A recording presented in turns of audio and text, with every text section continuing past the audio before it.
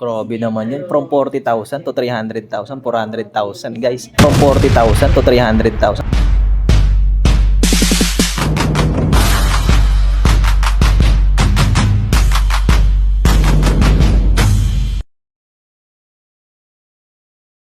So hi guys, nandito tayo ngayon sa office and meron na naman tayong kasama isang negosyante, no? And syempre para marinig na din yung story niya. No, kasama ngayon natin dito si engineer. No? So sir, anong pakilala naman kay sir? And so I'm Engineer Christian Caparino. I've been doing my profession for 5 years and I'm a dual license engineer, electronics and communication engineer.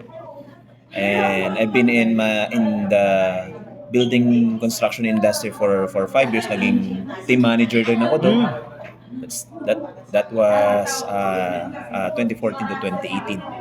Ah, okay. So magawa kami ng condominiums, hotel, and mga high-rise building. Okay. So ngayon sir, ano na yung pinagkakabalan nyo ngayon sir? Ay pinagkakaabalan ko na ngayon since 2018.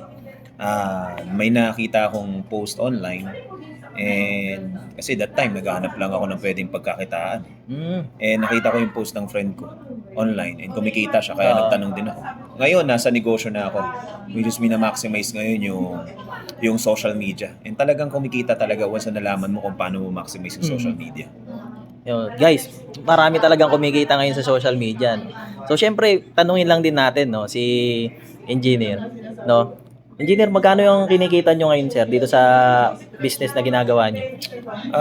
Iba-iba eh. Merong 300,000, may 400,000, may 600,000, may 500,000, depende. Pero kung i-compare ko sa trabaho ko dati, yung sahod ko, ako po 40,000 per month. And nag-handle ako ng more than 20 projects that time. That's why yung 300,000 to 600,000 range na kinikita ko dito ngayon sa business, napakalaki nun para sa akin. Grabe naman yun. From 40,000 to 300,000, 400,000 guys. Diba? Dahil lang yun sa online business. Diba? Yes. So ano yung pwede mong maipayo ngayon, sir, dun sa mga gustong sumubok din ng online? Actually, sobrang taas na ng mga bilihin ngayon and talagang mas tumataas pa. Alam ko nararamdaman to ng bawat isa, ng mga tao na hindi na talaga sumasapat yung single income stream or yung sahod lang. Kung sa sahod lang kasi talaga that time, kung sa sahod lang ako base or inasahan ko lang yung sahod ko that time, talagang mapag-iiwanan. Talagang lulubog ako sa utang kasi hindi siya tutugma sa ginagastos ko or sa mga gastusin ko kada buwan. That's why sa akin, ikaw kailangan mo talaga na pagkakakitaan. Kung ikaw gusto mo lang madagdagan yung sahod mo kada buwan, para sa akin siguro maghanap ka ng opportunity na pwedeng ma-maximize online, na pwede mong pagsabay sa trabaho mo. Okay. Ngayon, tulad nito, yung ginagawa ko ngayon, which is yung programa ng Biz Online. Okay. Napakaganda.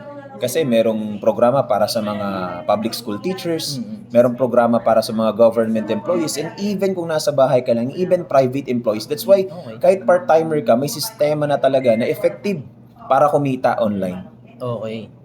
Diba? So guys, diba, yung sa sinabi ni sir, 'di ba? Biz Online.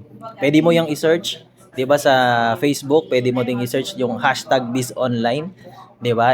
I-show natin dito, guys, no, yung hahanapin ninyo. Ito. And pwede kayong magtanong, 'di ba? Kay Coach Christian, pwede tayo mag-inquire, Tanong 'di kayo ba? kay Sir Message Patrick. kayo.